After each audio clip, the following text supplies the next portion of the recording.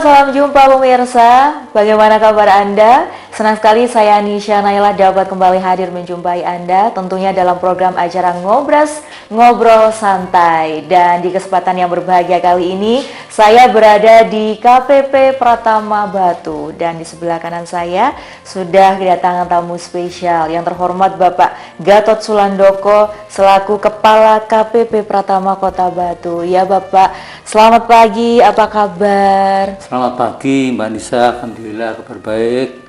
Iya Bapak, terima kasih ya Bapak ya, Bapak sudah berkenan untuk nanti ngobrol-ngobrol di program acara Ngobras atau Ngobrol Santai di Dharma TV kali ini. Ya Bapak, ngomong-ngomong ya, saya berada di KPP Pratama Batu, tentunya akan membahas tentang pajak ya Bapak ya. Monggo, silakan. Boleh ya Bapak ya, boleh, pemirsa yang ada di rumah ini dan dimanapun Anda berada, tentunya penasaran terkait pro dan kontra adanya pajak, karena belakangan ini Bapak adanya kasus ya Bapak ya, kasus yang beredar dan viral di tengah masyarakat tentang pajak ya. Tapi saya tidak membahas tentang apa itu kontroversinya. Yang di sini yang saya tanyakan adalah pro dan kontranya Bapak ya. Dimana tentunya pajak itu ada jenisnya, kemudian manfaatnya. Nah, Bapak Gatot bisa menjelaskan kepada pemirsa di manapun Anda berada ini apa jenis pajak, kemudian manfaatnya seperti apa, sehingga masyarakat ini tidak ragu untuk membayar pajak, karena ada ini ya Bapak, di masyarakat, di tengah masyarakat itu ada selintingan ya, ngapain membayar pajak gitu ya, pajak kan dikorupsi seperti itu. Nah ini bisa dijelaskan, silakan Bapak Gatot. Baik Mbak Nisa, para pemirsa Dharma TV, alhamdulillah kita hari ini bisa podcast bareng dengan Mbak Nisa. Terima kasih. Mungkin pertama-tama saya jelaskan dulu ya, pengertian dari pajak itu apa ya. Jadi di sumber hukum tertinggi kita, sumber hukum tertinggi kita adalah di Undang-Undang Dasar 45, itu sudah ada ketentuan mengenai pajak. Jadi para pendiri bangsa kita itu pada tahun 1945, tepatnya pada saat sidang BPUPKI, itu tanggal 14 Juli, tercetuslah kata-kata pajak. Jadi pajak itu sudah ada di situ. Diatur tanggal 14 Juli itu di sidang BPUPKI itu adalah pajak adalah pungutan yang ditetapkan berdasarkan undang-undang. Jadi memang sudah ada bunyinya, letternya mungkin seperti itu, dia seperti itu, tapi intinya adalah pungutan yang bersifat wajib yang ditentukan dengan undang-undang.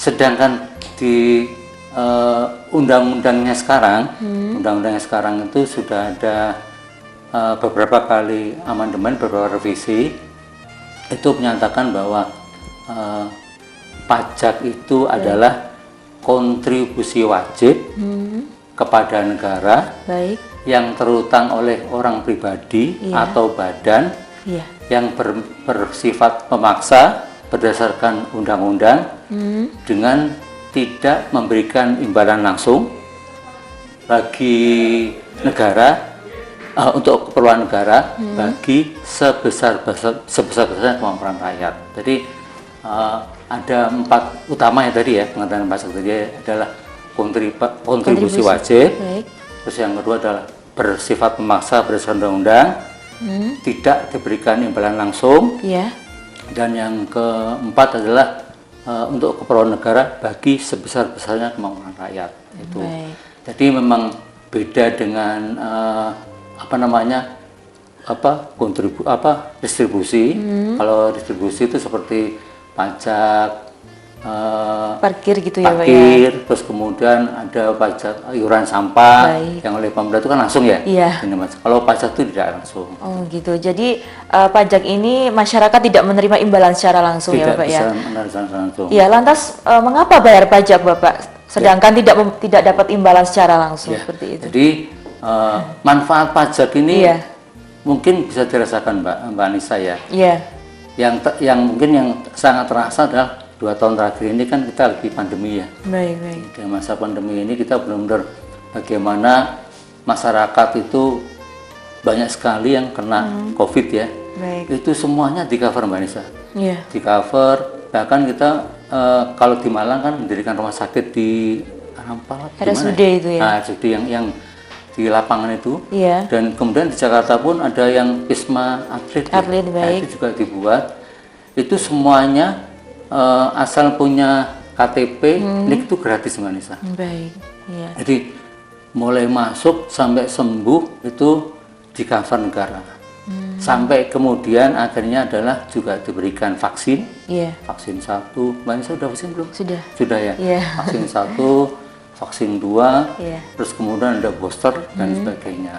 Jadi itu yang terakhir ini. Tapi yang utama adalah pajak itu untuk kelangsungan berbangsa dan bernegara. Jadi bagaimana pajak itu membiayai pembangunan. Kita pembangunan infrastruktur ya, seperti sekarang yang kita rasakan kan jalan tol kan sudah mulai di mana-mana. Jalan tol itu adalah salah satunya adalah dari pembayaran pajak. Baik. Terus kemudian juga pembangunan jembatan, rumah sakit. Iya. Terus kemudian untuk gaji guru, gaji dokter. Baik. Terus kemudian juga untuk apa lagi ya? PNS gitu PNS juga, terus juga untuk TNI, Polri yang membantu untuk menjaga keamanan kita. Terus kemudian juga para PNS yang memberikan pelayanan, misalnya di kelurahan, di kecamatan, di Pemkot, itu kan PNS gajinya juga dari pajak, gitu Mbak Nisa. Baik, seperti itu. Nah, Bapak, untuk pajak tersendiri, ini siapakah orang yang dikenai pajak atau yang memiliki tanggungan pajak? Apakah seluruh masyarakat Indonesia yang memiliki penghasilan lebih, ataukah, mohon maaf, yang belum memiliki penghasilan ini juga harus membayar pajak, Bapak? Jadi, dengan adanya sekarang kan ada pemadanan NIK ya, Mbak Nisa ya. Mungkin banyak yang salah paham ya. Betul. Itu saya juga coba pertanyaan. Oh, berarti sekarang semua yang punya NIK harus pajak, iya, ya? Betul. Padahal tidak seperti itu Mbak Nisa.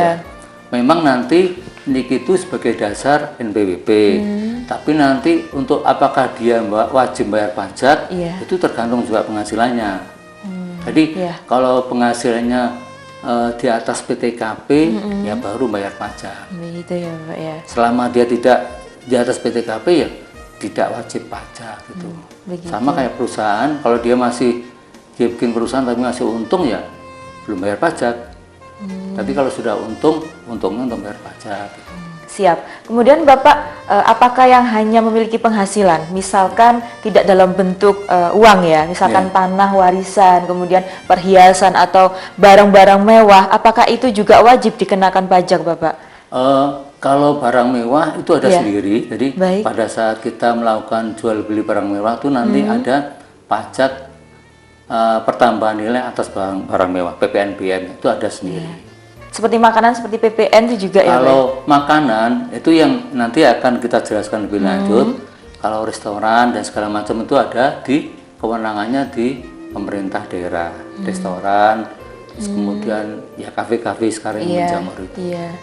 Jadi seperti itu ya Pak ya. Jadi memang masyarakat Indonesia ini harus taat dengan yang namanya pajak untuk kemakmuran bersama seperti itu ya Pak ya. Kemudian Bapak, apakah semua belanja pemerintah ini dananya atau sumbernya itu memang dari pajak Bapak? Iya, kalau kondisi sekarang ya Mbak Nisa ya, itu APBN kita tuh 75 sampai 80% itu sangat ditopang oleh pajak. Jadi kalau dulu tuh tahun 80-an zamannya Pak Harto ya, mungkin ingat kan? Pak Harto mungkin Mbak Nisa masih kecil, masih kecil ya. Kalau zamannya Pak Harto sampai dengan tahun 90 tuh yang dominan apa? Minyak. Kan kita dulu anggota murah dulu ya Bapak ya. Kita dulu APBN kita tuh 70% dari minyak. Baik. Tapi pajaknya hanya 30%. Nah sekarang itu bergeser.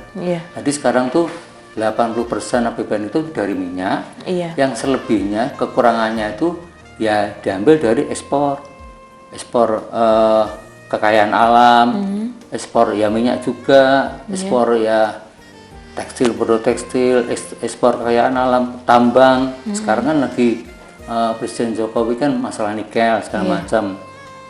Nah itu salah satunya adalah dari devisa hasil ekspor. Jadi begitu ya, sudah ada yang mengatur begitu ya Pak ya. Jadi termasuk juga hasil dari laba BUMN, terus kemudian di kota, di provinsi juga BUMD kan, laba BUMN, BUMD, terus kemudian juga perusahaan-perusahaan multinasional kita itu sebagai bagian dari APBN juga, walaupun tetap yang terbesar adalah dari pajak, jadi 80% adalah dari pajak, sisanya dari devisa hasil ekspor, laba BUMN dan sebagainya. Berarti dari tahun ke tahun atau pergantian presiden itu pajak ini mengalami peningkatan seperti itu Bapak? Alhamdulillah terus peningkatan Mbak Anissa.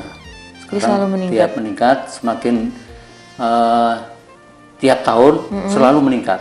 Memang harus meningkat ya, karena namanya hidup harus bertumbuh kan, harus berubah. Jadi jenisnya pajak ini banyak sekali Bapak ya, manfaatnya maksud saya, manfaatnya banyak sekali. Nah bisa dijelaskan Bapak untuk jenis pajak itu apa saja? Seperti yang kita ketahui sekarang ini ya, banyak masyarakat juga paham ya. Pada saat bahas pajak itu pasti apa-apa dipajaki gitu ya. Betul. Padahal nah ini tidak semua itu pajak pusat. Jadi pajak itu berdasarkan asas pemungutnya itu ada dua. Baik. Pajak pusat dan pajak daerah. Jadi pajak pusat itu seperti pajak penghasilan, pajak pertambahan nilai, itu yang memungut adalah KPP, kantor pajak. Sedangkan pajak daerah itu seperti PBB, pajak reklame, pajak restoran. Kalau kita makan itu ada PP1, itu restoran, itu kewenangannya ada di pemerintah kabupaten, kota, atau provinsi. Iya, jadi banyak sekali ya Bapak ya. Nanti kita lanjutkan kembali Bapak, tapi setelah pariwara berikut ini. Tetap dalam program acara Ngobras Ngobrol Santai.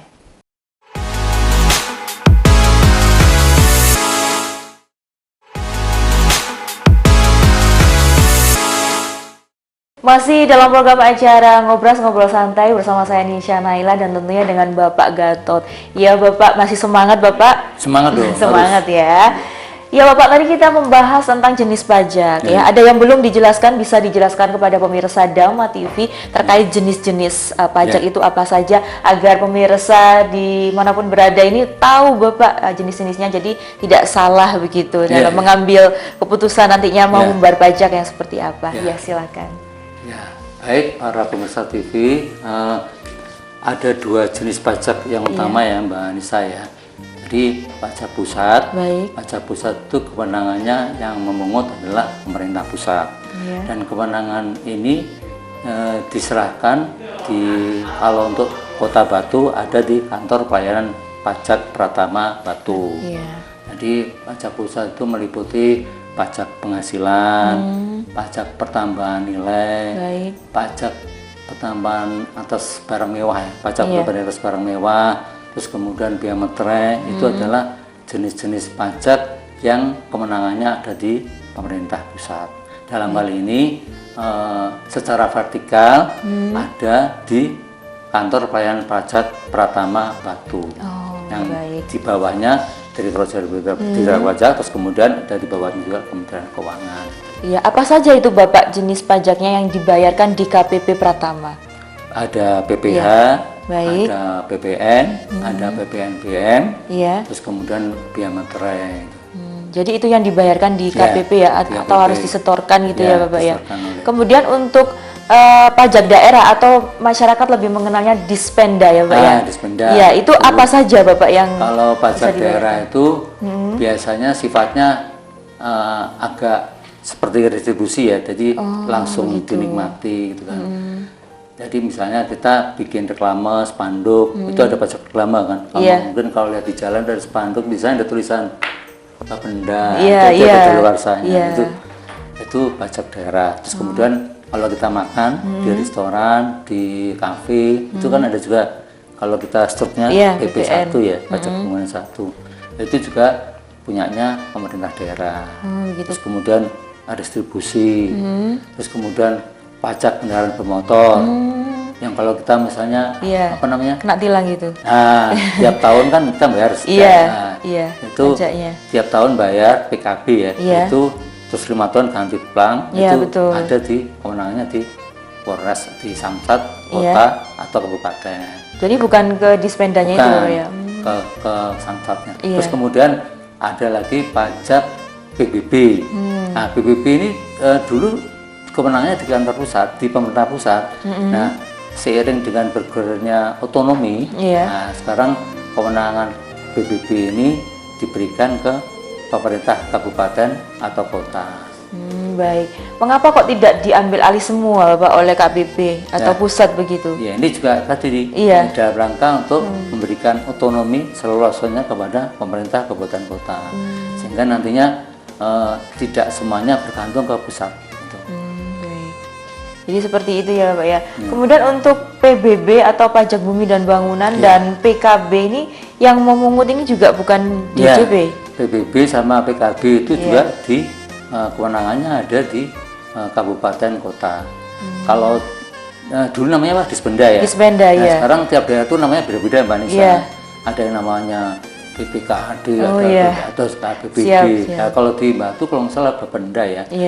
Itu beda-beda. Tapi intinya sama, itu adalah dinas pendapatan daerah. Kayak DJP-nya kabupaten kota itu. Daerah gitu. Begitu ya. Untuk KPP Pratama Batu ini jadi hanya melingkupi Batu saja Bapak? Pelaporannya? Wilayah kerja KPP itu biasanya mengikuti wilayahnya pemerintah kabupaten kota. Kalau untuk KPP Batu ya kebetulan hanya untuk Kota Batu. Yang terdiri dari 3 kecamatan, Jonrejo, Batu sama Bumi Haji ya. 3 kecamatan aja. Kemudian gini Bapak, misalkan ada yang wajib pajak, itu tidak mau untuk membayar pajak dengan berbagai alasan apapun. Setahu saya kalau pada saat Dispenda itu kan ada PBB begitu ya. PBB kan masuk ke Dispenda, betul ya Bapak ya. Itu apakah didatangi ke rumahnya atau perusahaannya? Nah kalau di KPP Pratama Batu apakah seperti itu Bapak, jemput bola istilahnya? Oh iya. Kalau sistem pajak kita kan sistemnya self assessment ya Mbak Nisa ya. Jadi wajib pajak atau orang pribadi atau pengusaha itu silahkan melaporkan sendiri. Jadi dia menghitung sendiri kira-kira setahun itu penghasilannya berapa. Nah, tapi nanti kita akan menyandingkan dengan data yang kita terima dari beberapa sumber. Jadi misalnya nanti ada wajib pajak melaporkan, misalnya pajak saya tahun ini 1 juta. Nah, nanti misalnya, oh ternyata di KPP kita punya data dari bank, kita punya data dari supplier, ternyata pemasukannya dia aja itu 10 juta gitu kan. Nah, nanti kita akan menerbitkan SP2DK. Apa itu SP2DK? Surat permintaan penjelasan data dan keterangan. Tapi intinya kita menganut pajak self assessment ya. Jadi kita percaya penuh kepada wajib pajak, kepada pengusaha untuk menghitung dan melaporkan sendiri. Nah, tapi nanti pada saat dia sudah masuk, terus kita ada data, nanti kita berikan SP23 untuk ditanggapi oleh wajib pajak. Baik, jadi ini KPP Pratama ini betul-betul percaya Bapak ya kepada wajib pajak gitu ya. Jadi misalkan penghasilannya 10 juta yang Bapak sampaikan tadi, kemudian dilaporkan misalkan 5 juta, itu tetap dipercaya Bapak ya? Berarti wajib pajak harus memberikan penjelasan atas data yang kita terima dari perbankan, dari supplier, dari rekanan lain, itu harus memberikan jawaban. Gitu. Saya kira itu istilahnya diselidiki gitu Bapak ya, harta kekayaannya berapa, penghasilannya berapa gitu. Enggak Bapak ya, jadi sepenuhnya percaya. Jadi self assessment itu sistem pajak yang wajib pajak diberikan kepercayaan untuk menghitung dan melaporkan sendiri. Tapi nanti dari data yang kita terima dari berbagai sumber, wajib pajak harus menjelaskan benar nggak nih datanya gitu. Baik. Kemudian pertanyaan saya tadi Bapak, kalau wajib pajak ini tidak bisa membayar pajak dengan berbagai alasan apapun gitu, kan karena kehidupan ini kan roda berputar Bapak ya, ada perusahaan yang mungkin pilot gitu ya, kemudian atau memang PHK dan lain sebagainya. Nah ini bagaimana Bapak untuk melaporkannya? Seperti itu. Jadi bila memang kondisinya kita kehidupan naik turun Bapak. Kadang di atas, kadang di bawah. Sekarang mungkin dulu lagi jaya, sekarang turun. Ya nanti silakan melaporkan kondisinya. Misalnya dulu pajaknya 10 juta, sekarang kadang turun ya cuma 1 juta. Atau mungkin malah tutup gitu ya. Ya sudah, nanti wajib pajak bisa melaporkan ke KPP, ke kantor pajak untuk minta menonaktifkan. Jadi saya sudah nggak ada usaha, sudah 2 tahun terakhir karena pandemi nggak ada usaha, saya minta nonaktif. Jadi nonaktif itu WP-nya tetap masih sebagai wajib pajak, tapi tidak membayar pajak gitu. Baik. Tapi kalau yang ini Bapak, yang memang tidak atau ada kesengajaan ya, tidak mau membayar pajak begitu, bagaimana? Kalau misalnya seperti itu, nanti kan ada SP23 ya Mbak ya. Baik. SP23, terus kemudian wajib pajak merasa tetap kokoh bahwa saya tidak seperti itu, ya sudah, nanti oleh pegawai pajak kami, istilahnya AR ya, akun representatif kami, SP23 itu akan ditingkatkan menjadi ke pemeriksaan. Baik, jadi ada pemeriksaan secara langsung gitu Bapak ya? Iya, pemeriksaan oleh fungsional pemeriksa pajak. Jadi apakah jemput bola gitu, datang ke lokasinya atau melalui panggilan gitu? Sekarang modelnya beda sama dulu Mbak ya. Kalau sekarang kita akan melakukan pemanggilan, terus melakukan klarifikasi, nanti silakan wajib pajak menjelaskan datanya. Jadi seperti itu. Nah ini yang terjadi juga Bapak di masyarakat ya, karena pemberitaan media yang viral sekali gitu ya, di mana ada kasus korupsi yang dilakukan oleh oknum ya, saya bilangnya oknum Bapak ya, karena tidak semua pegawai pajak, kepala pajak gitu, atau istilahnya direktur dan lain sebagainya gitu, itu kan melakukan korupsi, tidak seperti itu Bapak ya. Ini hanya oknum-oknum memang yang tidak bertanggung jawab seperti itu ya, dan kebetulan Bapak di istilahnya diungkit atau diviralkan oleh pers seperti itu. Nah, apabila ini wajib pajak ini takut melaporkan pajak karena itu tadi adanya korupsi. Nah, ini bagaimana Bapak? Tanggapan Bapak ini selaku kepala KPP Pratama Batu terkait kasus yang sudah viral ini yang ada masyarakat. Banyak yang ditanyakan ke saya nih saya.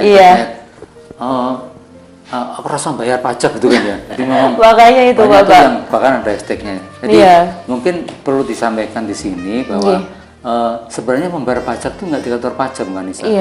Jadi membayar pajak itu pemahaman masyarakat kan masih kok orang pajak langsung nanti dibawa orang pajak, enggak. Jadi membayar pajak itu sekarang adalah di bank pemerintah atau di bank persepsi. Jadi bank persepsi itu bank swasta yang ditunjuk untuk menerima pembayaran pajak. Jadi seperti Bank Jatim gitu ya. Nggak usah khawatir. Jadi karena duitnya tuh langsung masuk kas negara. Jadi nggak mungkin dikantongi orang pajak, enggak. Jadi bayar pajak itu sekarang sangat mudah. Kalau dulu kan sampai antri ke BCA gitu kan, ke bank pemerintah sampai antri. Sekarang nggak perlu antri Mbak Nisa. Sekarang kita tinggal datang ke kantor pajak atau minta ke kontak AR-nya untuk minta kode billing, dan nanti akan diberikan kode billing. Kemudian Bapak, saya nanti akan bertanya lebih jelas ya Bapak ya terkait KPP Pratama Batu dan tentunya pajaknya gitu. Tapi setelah jeda yang satu ini, tetap dalam program acara Ngobrol Santai.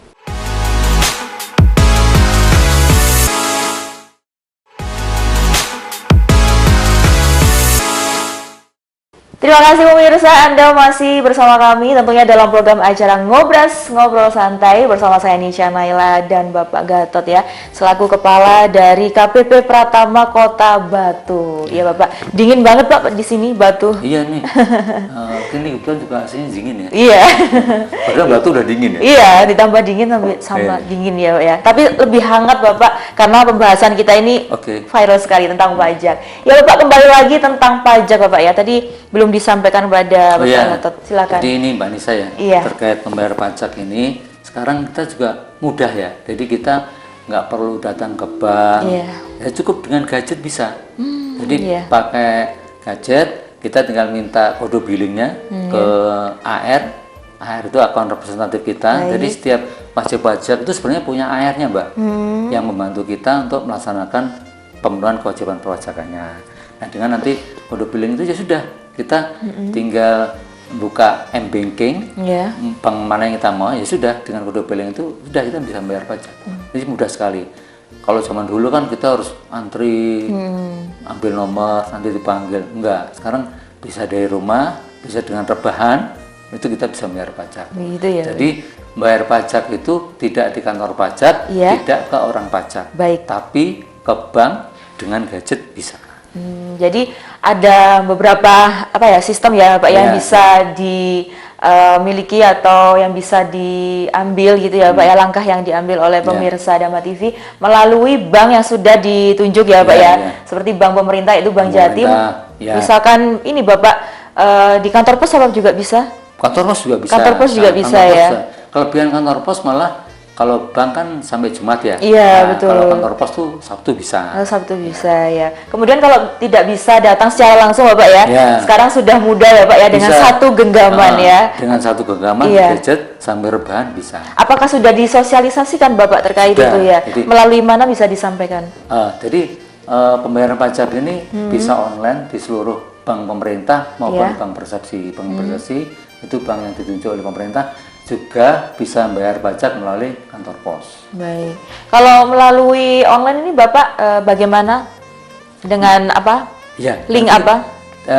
Tinggal saya membayar pajak, nanti minta kode billing. Kode billing itu semacam kalau kita jual beli online OTP ya. Oh iya. Nah, kita minta kode billingnya ke AR atau ke kontak person kita. Jadi sudah ada ininya Bapak ya akun atau istilahnya link untuk mendaftar lebih dahulu begitu jadi ya. Kalau kita membayar pajak nanti kan di JP online ada. Nah, minta kode billing. Baik. Nah, nanti akan diberikan dan nanti akan dijawab, nanti kode billingnya akan diberikan. Oh, jadi sudah praktis begitu ya Pak ya, sudah praktis banget. Jadi pemirsa Dhamma TV yang ingin membayar pajak, misalkan belum ada waktu begitu ya, sekarang sudah ada melalui online ya, melalui situs-situs yang sudah ada selama ini. Jadi langsung saja pemirsa bisa. Dan tadi sudah dijelaskan oleh Bapak Gatot, jadi membayar pajak itu bukan kepada orang yang bekerja di pajak gitu Bapak ya, atau ke kantor gitu ya, kantor pajak, tapi langsung ke bank yang ditunjuk ya,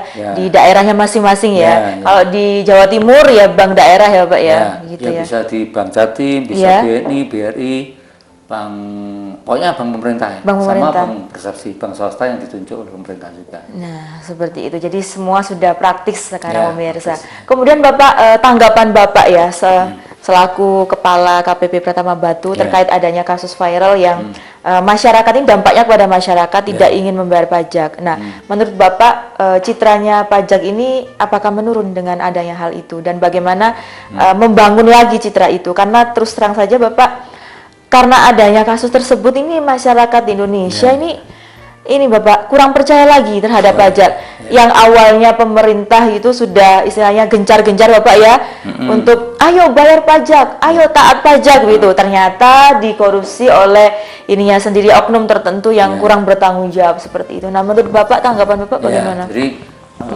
para pemirsa Dhamma TV ya terkait kasus kemarin alhamdulillah sudah ditangani ya, sudah kantor pusat, bahkan Menteri Keuangan turun langsung, terus kemudian dengan Menko Polhukam sudah turun langsung juga, bahkan kemarin pun Pak Jokowi juga turun langsung ke KPP Pratama Solo ya, Surakarta ya, untuk memasukkan SPT-nya. Jadi Pak Jokowi sudah memasukkan SPT-nya dan mengimbau kepada seluruh masyarakat untuk membayar pajak, karena memang pajak ini tumpuan dari APBN kita. Betul. Yang namanya oknum itu di mana saja ada ya. Jadi memang bagaimana kita terus menjaga semangat dan integritas teman-teman ini. Dan di Kementerian Keuangan sendiri itu memang sudah ada 5 nilai-nilai yang harus tetap dijaga ya Mbak Anissa ya. Terutama adalah pilar yang utama adalah integritas. Integritas itu bagi kami adalah harga mati, dan itu bagi kami pegawai Kemenku merupakan marwah kita, merupakan integritas itu adalah harga diri kita. Jadi memang itu yang utama yang harus tetap dijaga. Dan kasus ini juga sudah menjadi pelajaran bagi kita untuk seluruh masyarakat. Tagline-nya adalah lunasi pajaknya, awasi penggunaannya. lunasi pajaknya dan awasi penggunanya.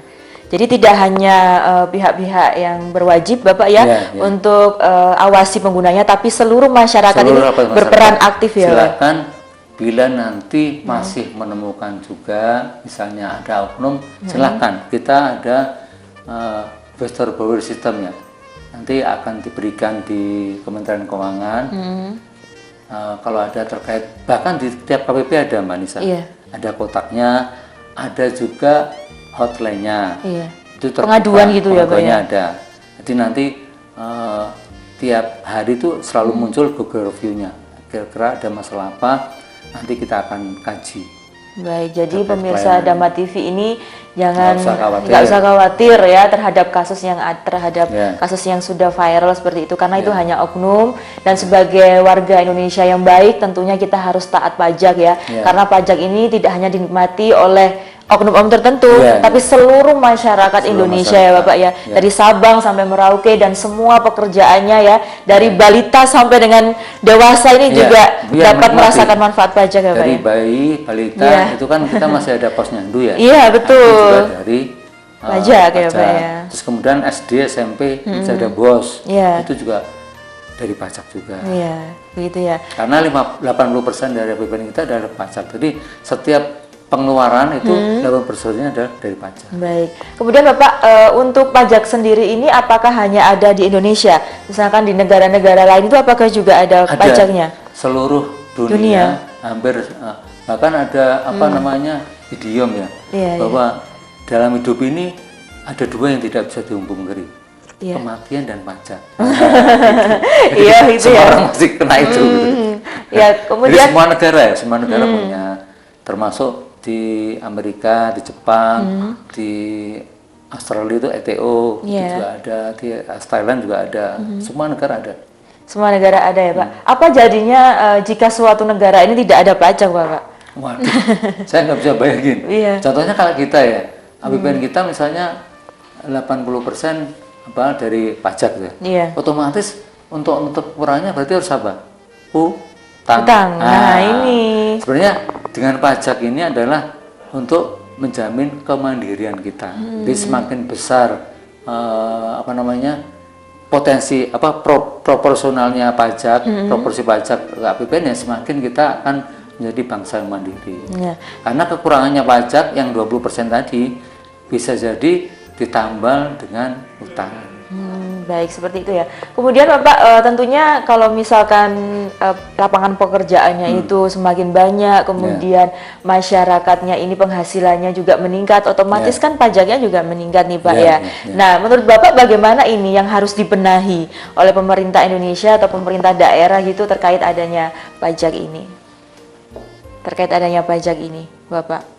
Maksud saya adalah misalkan kan pajaknya naik ya, ya, otomatis kan harusnya disertai dengan yang namanya lapangan pekerjaan yang bagus dan juga penghasilan yang meningkat seperti itu. Tanggapan Bapak bagaimana? Iya, jadi semakin bangsa itu semakin mandiri, berarti nanti akan tercipta banyak lapangan kerja. Jadi siklus ini kayak ayam dan telur ya, jadi ayam dan telur gitu ya. Jadi misalnya nanti kalau APBN kita itu semakin bagus, otomatis nanti kan pemerintah membelanjakan ya.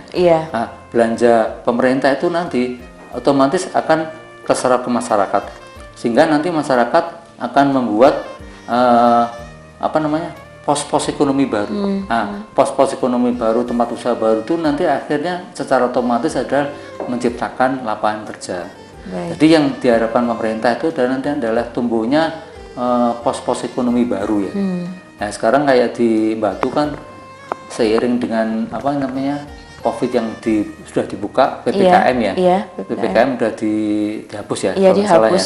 Itu kan makin banyak ya Mbak ya, kafe-kafe baru. Terus kemudian tempat-tempat wisata baru.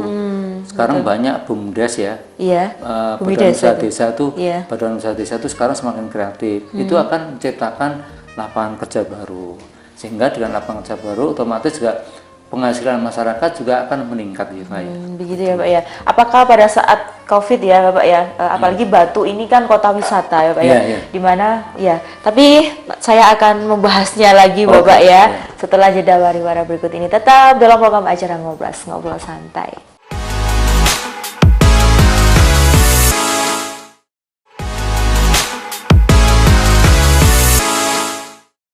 Masih dalam program acara Ngobras, Ngobrol Santai pemirsa, dan kita sudah banyak sekali membahas tentang pajak, fungsi, dan lain sebagainya bersama Bapak Gatot selaku Kepala dari KPP Pratama Batu. Bapak terima kasih ya Bapak ya, Bapak sudah menjelaskan lebih detail gitu tentang pajaknya. Jadi pemirsa Dhamma TV ini banyak sekali pengetahuan tentang pajak.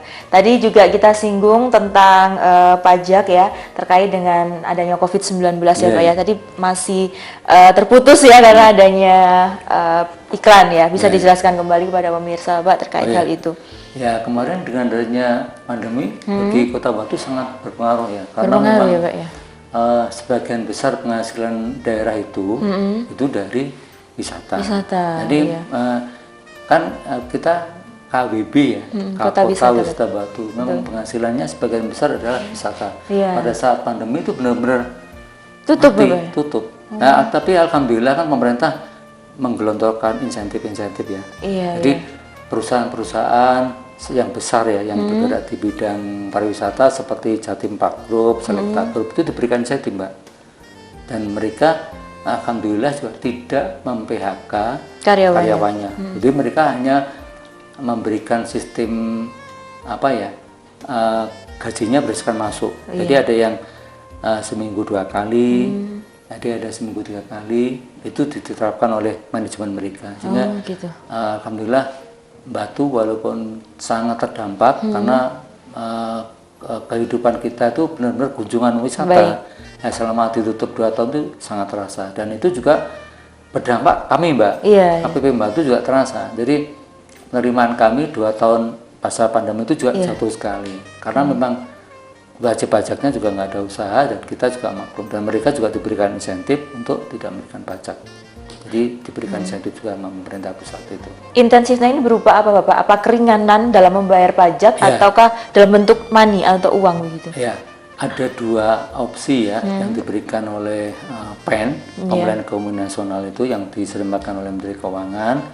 Ada juga yang lewat pemerintah kabupaten kota, ada juga dari pemerintah pusat yang dari kami pajak itu, mereka diberikan keringanan untuk tidak memberikan pasal 25-nya. Karena memang nggak ada usaha, nggak ada penghasilan. Dan dari pemerintah pusat, pemerintah kabupaten kota, mereka diberikan insentif, diberikan dana ya Pak ya, untuk pembangunan usahanya. Untuk ya nggak ada usaha ya otomatis untuk gaji karyawannya bagaimana? Itu dibantu oleh PEN itu, program PEN, Pemilihan Ekonomi Nasional itu. Baik, tapi untuk pajaknya sendiri tetap bayar ya Pak ya, tapi ada keringanan begitu kan? Tapi ada keringanan, jadi sangat terasa sekali. Jadi 2 tahun terakhir itu, bahkan yang 2 tahun terakhir itu kalau nggak salah mereka hampir tidak melakukan pembayaran. Itu kita maklum. Ya. Kemudian Bapak, apakah yang namanya pajak itu bisa dihutang Bapak? Ya, apakah boleh begitu perusahaan atau perorangan ini membayar pajaknya tapi dihutang dulu, nanti dulu gitu? Ya. Kalau terkait hutang pajak ini kan tidak semua wajib pajak bisa langsung bayar lunas kan? Jadi memang ada, walaupun sudah ada terbit surat ketetapan pajak, kadang-kadang juga belum dibayarkan. Ya, itu nanti juga kita nanti ada petugasnya sendiri Mbak, siapa yang akan menagih itu, dan kemudian di kantor wilayah itu juga ada programnya. Jadi untuk menjembatani ini maka dibuat semacam program program quick win ya. Jadi yang melunasi pajaknya maka nanti pokoknya ya nanti sanksinya akan diberikan keringanan 50%. Jadi seperti itu. Jadi ada semacam pekan promosi itu ya. Jadi yang melunasi pokoknya maka sanksinya akan dihapuskan 50%. Memang ada, Ada ya Bapak ya, boleh ya? Ya, diberikan 5% bagi yang membayar pokoknya. Baik. Tapi yang namanya hutang itu tetap harus dibayar ya Bapak ya? Dibayar. Iya. Jadi namanya hutang itu kan terus ya. Kita aja kalau punya hutang pribadi kan harus ditagih terus. Iya. Apalagi ini pajak gitu ya Bapak ya. Pajak untuk kelangsungan kehidupan berbangsa dan bernegara. Iya, siap Bapak. Kemudian Bapak tadi saya masuk ke KPP Pratama Batu ini luar biasa sekali pelayanannya Bapak. Dari depan saya disambut selamat pagi ya gitu ya. Nah ini pelayanan yang begitu prima Bapak ya, dimana masyarakat itu tidak takut ya masuk pajak gitu ya, masuk untuk membayar pajak sudah disambut dengan senyuman seperti itu. Nah yang saya tanyakan Pak Gatot selaku Kepala KPP Pratama Batu, boleh dijelaskan ya Pak ya untuk tugas ya di sini di KPP Pratama Batu ini apa fungsi dan tugas KPP Pratama Batu ya wilayah kerjanya hanya sebatas KPP Batu ya Mbak ya, sebatas Kota Batu saja yang terdiri dari 3 kecamatan tadi kan, sama ada 15 desa ya dan 5 kelurahan ya. Jadi tugas yang utama kita adalah sebenarnya bagaimana mencapai target yang dibebankan oleh pemerintah pusat yang dalam ini lewat Kanwil ya. Jadi kita tiap tahun itu ada target yang harus dicapai. Kalau yang tahun ini kita mempunyai target sekitar 170 miliar. Nah, yang tahun lalu itu alhamdulillah kita tercapai Mbak. Kita bahkan melampaui dari target yang ada itu kita mencapai 135%. Harusnya kan 100% ya. Jadi kita 135%. Ya walaupun tahun lalu tuh karena ada program pengungkapan PSS itu, pengungkapan mandiri itu lah. Ya, program yang apa namanya semacam tax amnesty jilid 2 itu kan itu yang terbantunya kita itu. Karena memang waktu itu kan bagaimana merangsang walaupun kondisi COVID tapi tetap bisa bayar pajak, akhirnya diberikan opsi untuk mengikuti tax amnesty. Walaupun istilahnya sebenarnya bukan tax amnesty ya, tapi program pengungkapan sukarela PPS ya.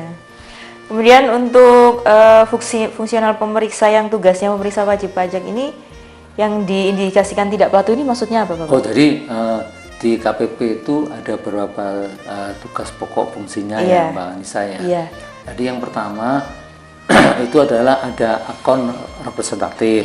Akun representatif itu yang sebenarnya sebagai apa ya, mitra rekan dari wajib pajak.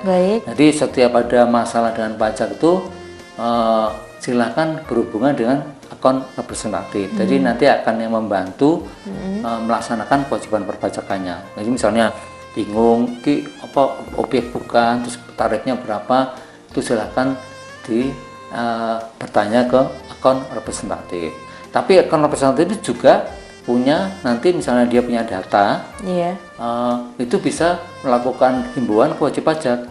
Jadi saya sampaikan di awal misalnya kita punya data dari supplier, dari perbankan, atau dari BPN. Nah itu nanti kita sampaikan ke wajib pajak, menurut kami ada data pembelian atau penjualan yang belum dilaporkan. Nah, kemudian nanti AR akan melakukan apa tadi SP2DK ya, surat permintaan penjelasan atas data dan keterangan. Nah, apabila dalam waktu tertentu wajib pajak tidak merespon, nah itu nanti baru kemudian disampaikan ke pemeriksa pajak untuk melakukan pemeriksaan pajak. Apakah sampai ke jurusita itu maksudnya Pak? Ya, kalau misalnya jurusita itu bekerja kalau apa berarti ketetapan pajak dari wajib pajak dihutang, nggak dibayar-bayar sampai waktu ditentukan. Terus kemudian tidak langsung disita Mbak ya. Jadi utang pajak itu nanti kan ada teguran dulu. Kamu punya utang nih belum dibayar, di teguran. Terus kemudian setelah surat teguran, surat paksa lagi.